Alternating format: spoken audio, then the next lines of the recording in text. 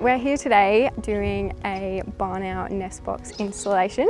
So you can see it just behind me over there. We've just installed Bob 1, which stands for Barn Owl Box 1.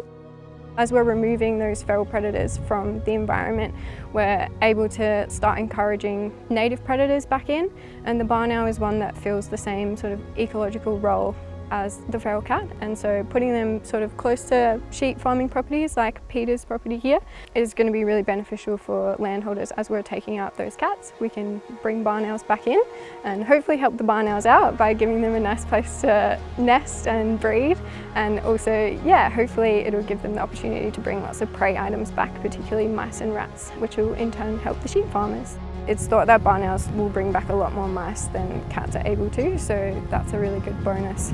We've got 12 nest boxes that we'll be putting up all across the Dudley Peninsula. It does seem a little counterintuitive to not put it up in the tree. We have a really healthy brush-tailed possum population on the Dudley Peninsula, and so just to keep them out of the boxes, we've put them on those steel posts, which will just mean that only birds will be able to access them, and things like possums and goannas won't be able to get in. We're hoping to put cameras on all of these boxes, so we're hoping to use 4G connected cameras. Barn owls in other sort of studies have been notoriously easy to spook off nest boxes, which is something we don't want to do. If we get barn owls in the boxes, particularly with eggs or babies, we want to keep them there.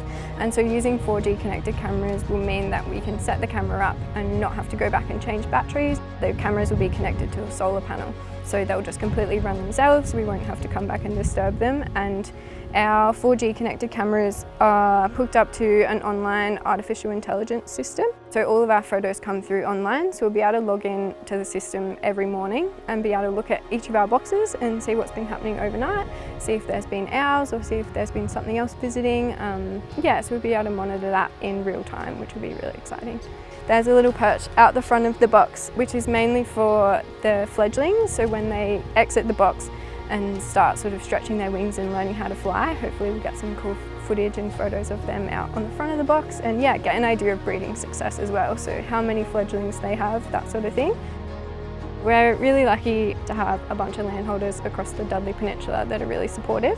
One of our main landholders, Peter Atkinson, who's from Atkinson Livestock, he got wind of the idea that came across from the Yorke Peninsula.